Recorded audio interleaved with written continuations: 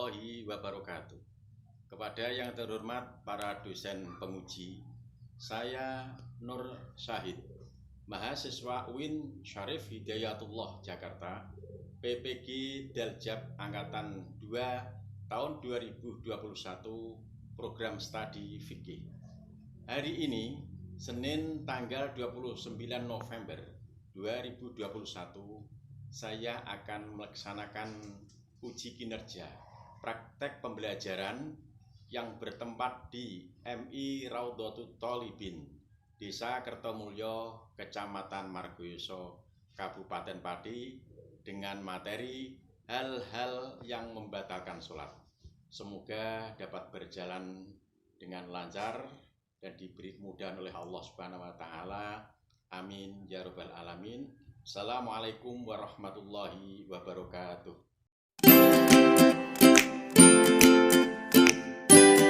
Assalamualaikum warahmatullahi wabarakatuh. Waalaikumsalam warahmatullahi wabarakatuh. Bagaimana kabar anak-anak?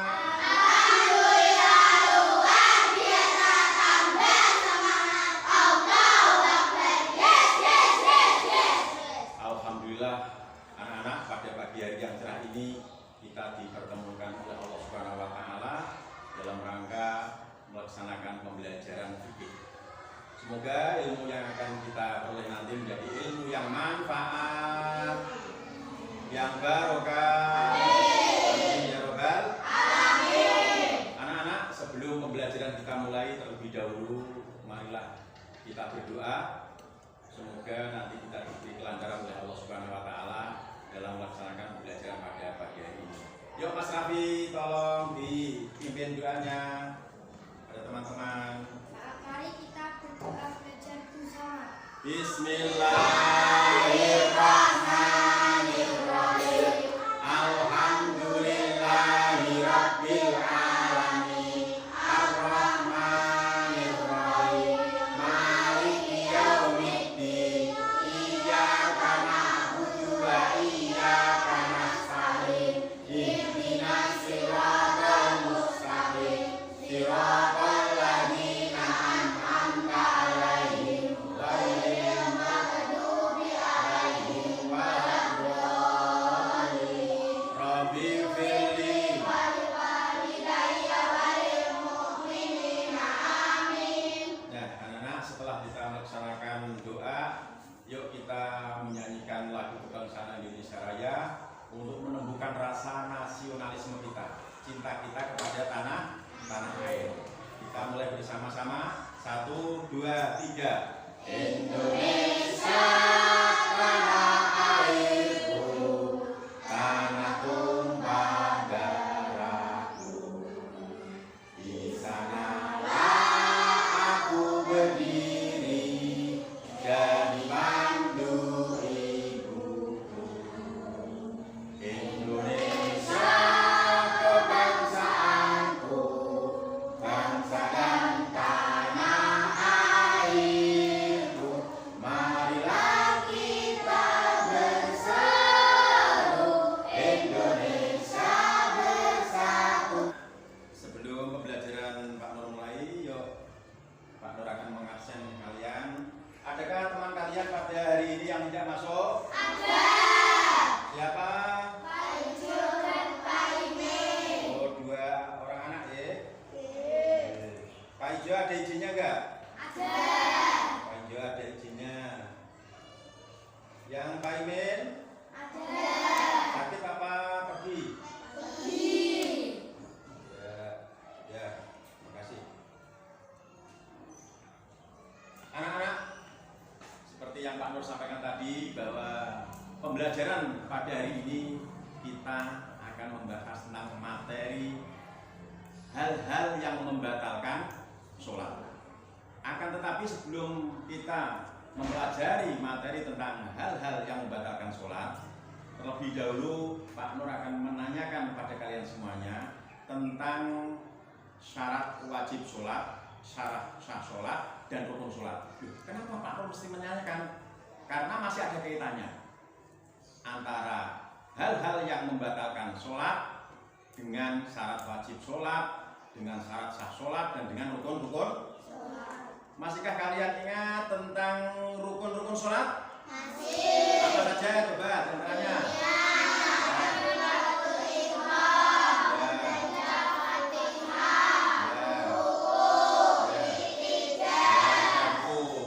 Kemudian masih ingatkah kalian tentang syarat wajib sholat? Masih. Di antaranya Islam, balik, berakal. Islam balik berakal. Kemudian syarat sah sholat di antaranya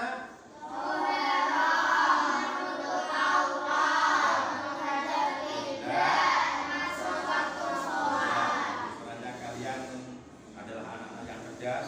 Saya yakin kalian di rumah selalu belajar dan belajar. Anak-anak, langsung saja lebih detailnya, lebih jelasnya Pak Nur akan memutarkan video pembelajaran tentang hal-hal yang membatalkan sholat. Akan tetapi sebelum Pak Nur memutarkan video pembelajaran, dikeluarkan dulu buku tulisnya. Apabila nanti ada hal yang penting yang perlu kalian catat, nanti perlu kalian catat, ya.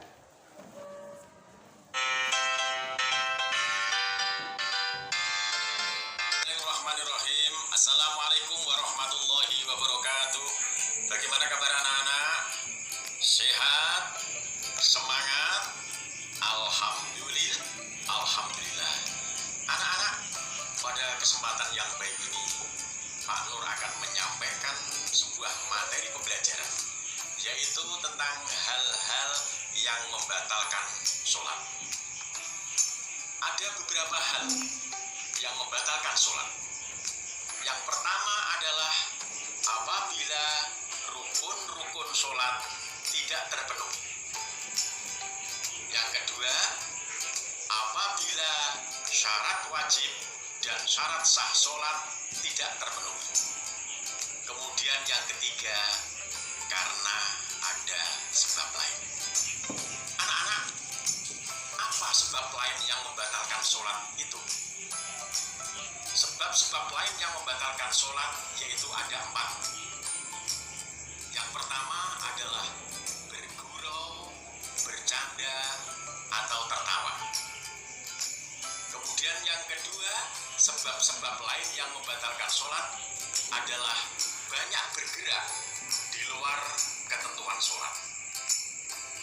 Kemudian yang ketiga, sebab-sebab lain yang membatalkan sholat adalah makan atau minum saat melaksanakan sholat.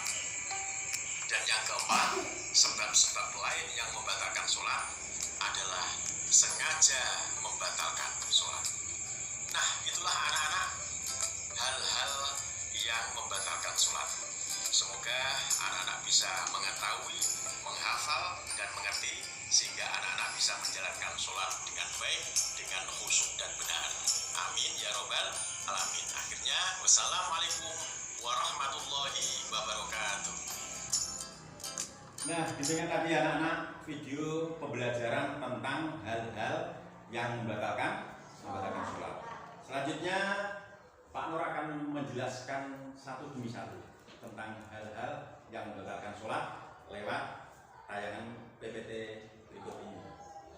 Ya, tujuan dari pembelajaran tentang hal-hal yang membatalkan sholat yang pertama adalah setelah mengikuti kegiatan mengamati, menanya, mengeksplorasi, mengasosiasi, dan mengkomunikasikan peserta didik mampu memahami dan mengetahui hal-hal yang membatalkan sholat fardu dengan baik. Yang kedua, setelah mengikuti kegiatan, peserta didik mau mempraktekkan sholat fardu dengan baik dan benar dan membiasakan dalam kehidupan sehari-hari. Nah, intinya anak-anak, setelah kalian pada pertemuan yang lalu tahu tentang fardunya sholat, tahu tentang syarat wajib sholat, tahu tentang syarat sah sholat, kemudian hari ini kita mempelajari materi tentang hal-hal yang membatalkan sholat. Tujuannya apa?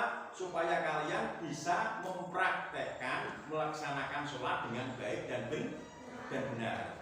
Dan selanjutnya kalian bisa melaksanakan dalam kehidupan sehari-hari.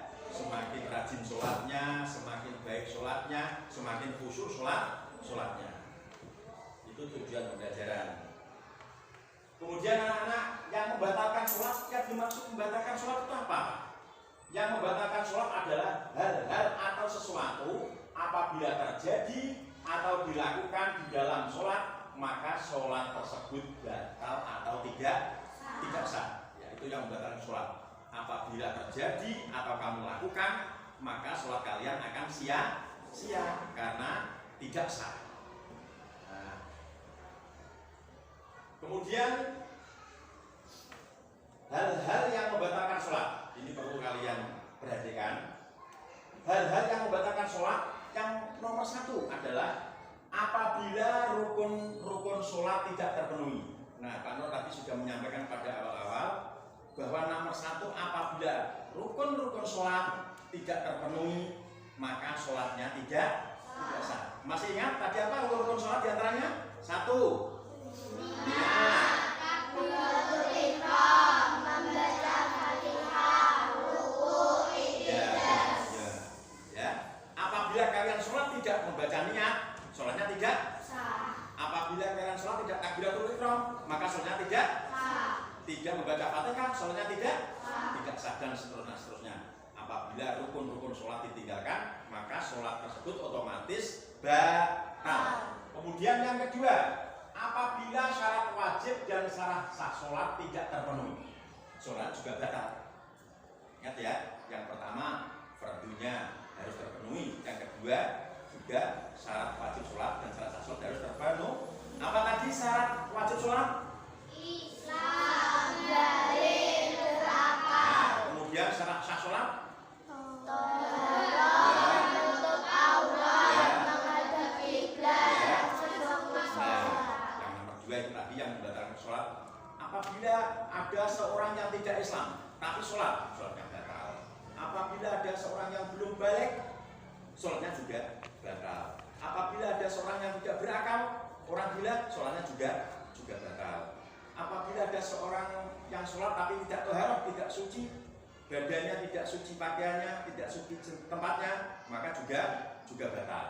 Ya, itu yang membatalkan sholat. Kemudian yang ketiga, karena ada sebab-sebab lain. Nah, apa sebab-sebab lain itu? Yuk kita perhatikan bersama-sama. Sebab-sebab lain yang membatalkan sholat. Nah, ini biasanya anak-anak sering melakukan ini, padahal ini membatalkan. Ya, ini harus diperhatikan. Ini penting, tapi anak-anak sering melakukan. Yang pertama, bergurau, bercanda, tertawa di dalam sholat. Biasanya anak-anak baru takbiratul ihram, Allahu Akbar, terus guyon. Makanya sholatnya otomatis batal. Kalau sholat batal, artinya sholat kalian sia-sia. Nah, makanya setelah anak-anak mengetahui tentang hal-hal yang membatalkan sholat pada hari ini, untuk sholat-sholat jamaah berikutnya kalian tidak boleh bercanda, tertawa, ya oleh guyon. Kemudian hal-hal lain yang membatalkan sholat yang nomor dua, banyak bergerak di luar ketentuan sholat. Ya, misalnya Mas Adi ukur-ukur gini. Wah, ukur gini. Termasuk gerakan sholat nggak ini? Tidak termasuk gerakan sholat. Apabila dilakukan terus-menerus, maka sholatnya akan batal atau mengurangi rukun sholat. Begitu juga menambahi. Misalnya Mas Adit kepengen rukuk 3 kali. Rukuk, i'tidal, rukuk lagi. I'tidal, rukuk lagi. Maka sholatnya menjadi batal. Atau gerakan-gerakan di luar gerakan sholat. Misalnya berpindah-pindah. Nah, ini sering ya, Pak Nur melihat pindah-pindah. Ini kan masa ada gerakan sholat seperti itu? Kan nggak ada. Nah, makanya kalau ada gerakan-gerakan di luar sholat yang dilakukan sering, maka sholatnya batal. Nah, anak-anak, kemudian sebab-sebab lain yang membatalkan sholat. Yang nomor 3 adalah makan atau minum saat sholat. Nah, ini juga ada, saya perhatikan. Contohnya apa, Pak? Kemarin saya lihat ada anak yang makan permen. Ada kan? Sholat makan permen. Allahu Akbar, padahal makan permen. Sholatnya otomatis batal. Ya, minum, bawa minuman minum, taruh lagi, sholatnya batal. Bahkan anak-anak, kalau kalian tahu nggak seliliten, ya seperti Mas Faiz habis makan pentol, giginya kan berlubang, pentolnya segini, nyelilit di gigi, tahu-tahu waktu sholat berjamaah Allahu Akbar, pentolnya keluar. Nah sayang dia, daripada dibuang, dimakan, maka sholatnya menjadi batal. Ya, saya pahami ya. Kemudian yang terakhir, yang keempat, sebab-sebab lain yang membatalkan sholat adalah sengaja membatalkan sholat. Wah, ini banyak sekali. Ya, misalnya Allahu Akbar, dipanggil temannya, Mas Rafi, di dalam hatinya ada niat kepengin menemu, wah ya aku tak temunya aku. Nah, maka sholatnya ya. Atau memang sengaja punya niat mau ke WC misalnya, atau mau kencing, itu kalau niatnya membatalkan, maka sholatnya juga akan menjadi batal.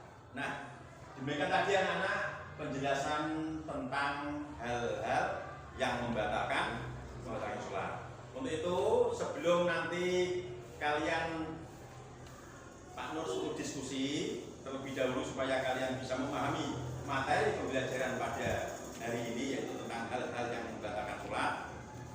Adakah kalian yang mau menanyakan yang belum dipahami? Coba siapa yang mau nanya? Mbak Marta dulu, ya Mbak Marta.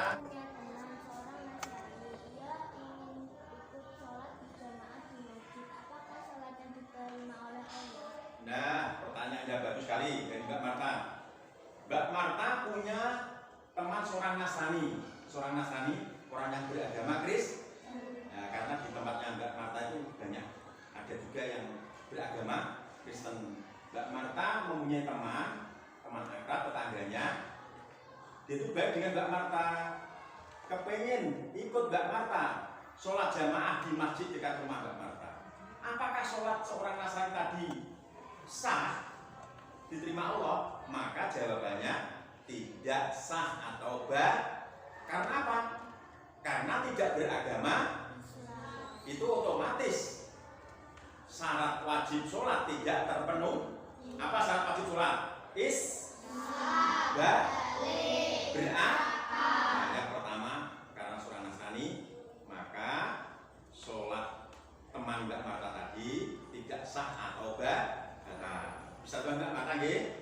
Nah, kemudian ada lagi yang mau tanya? Yuk, ya silakan.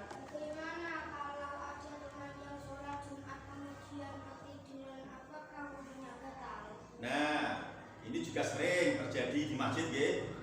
Ada seorang jamaah, banyak sekali tidak hanya seorang ya, sering mendengarkan khotib membaca khutbah, kemudian sampai ketiduran. Nah, ini ada ketentuan sendiri anak-anak. Ketiduran kan termasuk nggak bisa berpikir ya, kehilangan akal ya. Apakah batal? Nah, ini dijelaskan di dalam fikih. Kalau tidurnya, ingat-ingat ya, kalau tidurnya tidak sampai mengangkat kedua pantat, bokongnya tidak terangkat, maka wudunya tidak batal. Tapi kalau tidurnya tadi sampai gini, ya, sampai bokongnya terangkat, sampai melebar, apalagi terkejut, maka wudunya batal. Dan disarankan lebih baik wudu lagi. Ya, itu pertanyaan yang bagus sekali. Bagaimana? Masih ada yang mau tanya? Apa sudah cukup? Ya. Kalau sudah cukup, yuk kalian membentuk formasi 3 kelompok. Kelompok mawar, melati, dan bougainville.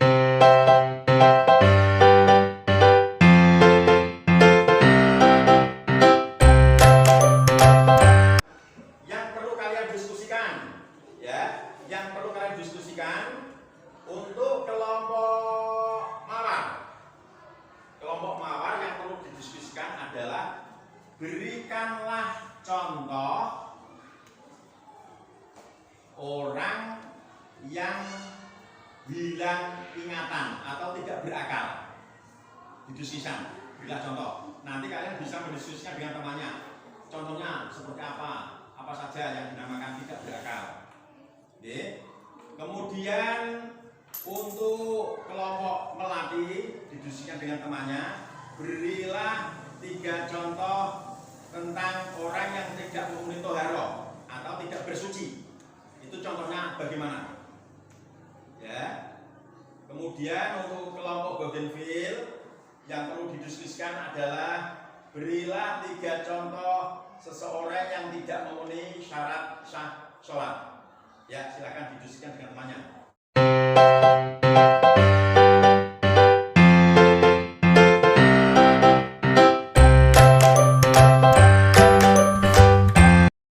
Bagaimana, sudah? Yuk. Kalau sudah, tolong untuk kelompok Mawar untuk membacakan hasil diskusinya. Ayo.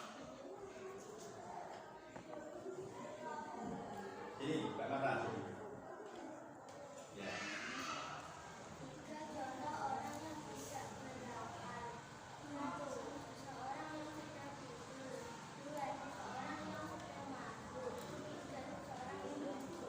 Ya, tepuk tangan untuk teman kita. Ya, betul sekali. Tapi perlu Pak Nur menambahkan ya. Contoh tentang orang yang tidak berakal. Tadi disebutkan orang tidur, orang mabuk, orang gila. Tapi perlu dikasih catatan Mbak Marta ya, kelompoknya ya. Orang tidur kalau tidurnya tidak terangkat pantatnya dari lantai. Ya seperti Pak Nur jelaskan tadi, ada yang ngantuk. Ya, ngantuk itu sama dengan tidur, tapi duduknya tetap di tempat duduk, maksudnya di lantai, tidak terangkat pantatnya, maka tidak batal wudhunya. Tapi kalau tidur terlentang, bagaimana? Ya batal. Oke, bagus. Yuk sekarang kelompok melati. Apa kelompoknya? Mas Raffi. Ya silakan, Mas Raffi yang keras. 3 contoh orang yang tidak memenuhi syarat sah sholat. 1. Orang yang tidak mempunyai wudhu. 2. Orang yang mengandung dosa. 3. Orang yang pakaiannya terdapat najis. Ya, tepuk tangan. Sekali. Contoh orang yang tidak memenuhi toharoh. Toharoh artinya bersuci. Bersuci termasuk syarat sah sholat. Kalau tidak terpenuhi maka sholatnya tidak sah. Nah, ya demikian tadi anak-anak diskusi telah kita laksanakan dan anak-anak bisa kembali ke tempat semula. Nah, anak-anak demikian tadi diskusi telah kita laksanakan dan hasilnya cukup bagus. Dari masing-masing kelompok sudah menyampaikan diskusinya dengan sangat baik sekali. Untuk itu sebelum acara kita nanti praktek sholat supaya bisa melaksanakan sholat yang baik, kita mengerjakan soal-soal dulu. Oke, Pak Nur akan mengukur sejauh mana kemampuan kalian dalam memahami tentang materi hal-hal yang membatalkan sholat. Sebelumnya, yuk kita tepuk semangat dulu. Tepuk semangat.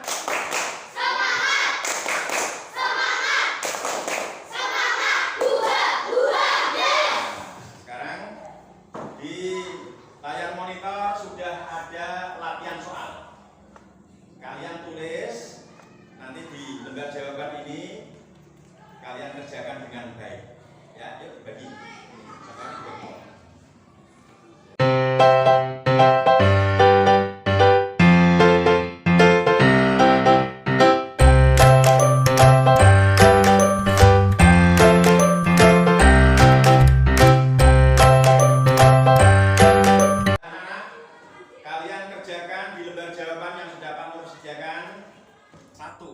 Menjelang maghrib, Andi ikut ayahnya pergi ke musola. Waktu ayahnya berwudu, Andi tidak ikut wudu. Tapi Andi ikut sholat maghrib. Bagaimana hukumnya sholat Andi? Mengapa? 2. Solih mempunyai teman seorang Nasrani, namanya Lukas. Pada hari raya Idul Fitri, Lukas bermain ke tempat Solih dan ikut sholat Idul Fitri di masjid dekat rumah Sholih.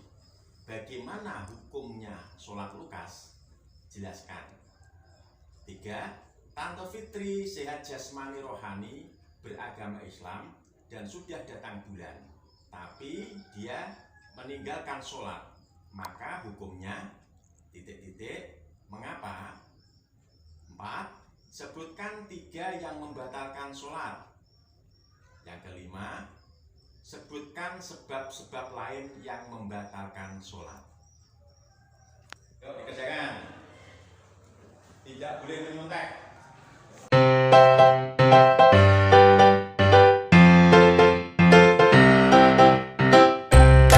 Bagaimana, sudah? Kalau sudah, yuk dikumpulkan. Semoga ke sini. Namanya ditulis ya.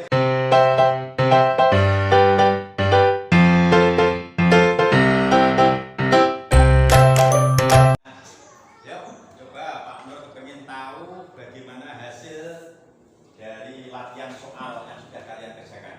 Nomor 1 jawabannya Tidak sah atau batal. karena apa? Tidak memenuhi syarat sah sholat. Kemudian yang kedua jawabannya Tidak sah atau batal. karena apa? Tidak memenuhi syarat wajib sholat. Kemudian yang ketiga jawabannya Berdosa. karena apa? Karena sudah memenuhi syarat wajib sholat. Dan yang keempat adalah sebutkan hal-hal yang membatalkan sholat.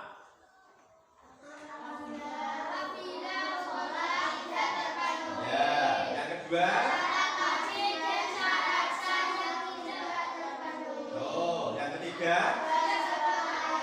Nah, sekarang yang terakhir yaitu sebutkan hal-hal lain yang membatalkan sholat. 1. Oh.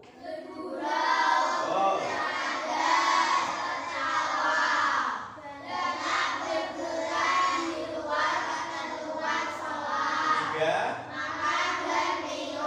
4. Alhamdulillah anak-anak ternyata dalam pembelajaran hal-hal yang membatalkan sholat pada hari ini kalian sangat luar biasa, dan materi pembelajaran dapat kalian serap dengan sempurna. Buktinya kalian setelah melaksanakan diskusi, melaksanakan menjawab soal-soal, kalian bisa memberikan jawaban dengan baik. Anak-anak, selanjutnya sebelum pembelajaran ini ditutup, karena tujuan kita pembelajaran ini adalah untuk melaksanakan sholat dengan baik, mempraktekkan dalam sehari-hari. Selanjutnya kita akan melaksanakan praktek sholat. Bismillahirrahmanirrahim. Usolli fardhu maghrib salasa raka'atin mustaqbilal qiblati hadam ma'muman lillahi ta'ala. Allahu akbar kabiran walhamdulillahi katsiran wa subhanallahi bukratan wa asila. Inni wajjahtu wajhiya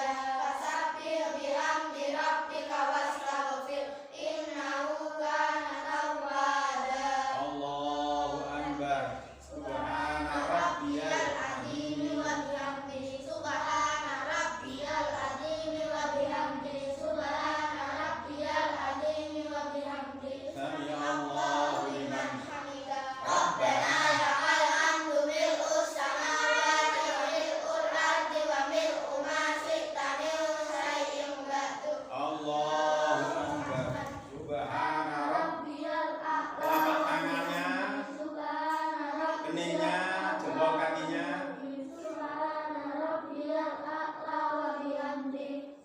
Allahu Akbar. Rabbi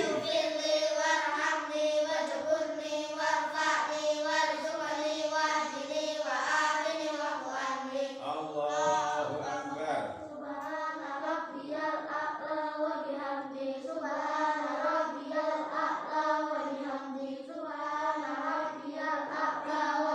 Allahu Akbar. Duduk tasyahud akhir. At-tahiyyatu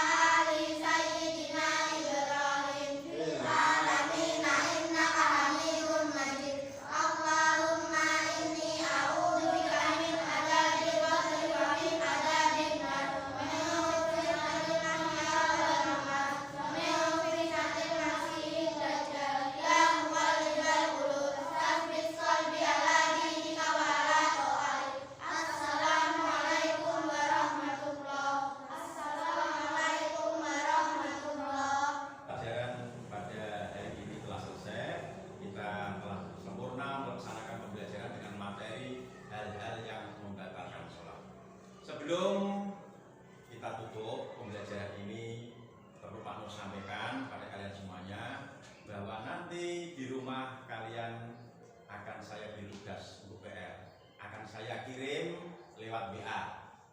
Ya, pembelajarannya akan saya kirim lewat WA, soal-soalnya nanti tolong dikerjakan lewat Google Form. Oke, lewat Google Form nanti dikirimkan pada Pak Nur. Siap? Kalian untuk lebih mudah menjawab soal-soal dari Pak Nur, PR di Pak Nur, kalian bisa membuka di An-Nur halaman 40. Kemudian kalian bisa browsing lewat Google, ya, lewat YouTube. Nanti kalian bisa mengerjakan soal-soal yang diberikan oleh Pak Nur. Yang terakhir, kalian membuka buku An-Nur halaman 42, yaitu tentang sholat berjamaah, supaya dalam pertemuan di hari depan nanti kita bisa melaksanakan dengan baik dan lancar karena sudah kalian pelajari. Itu yang perlu Pak Nur sampaikan. Kurang lebihnya mohon maaf. Wassalamualaikum warahmatullahi wabarakatuh. Waalaikumsalam warahmatullahi wabarakatuh. Kita tutup pembelajaran ini dengan baca alhamdulillah. Alhamdulillahirabbil alamin. Mas Rafi, doa selesai belajar. Mari kita berdoa pulang bersama. Bismillah.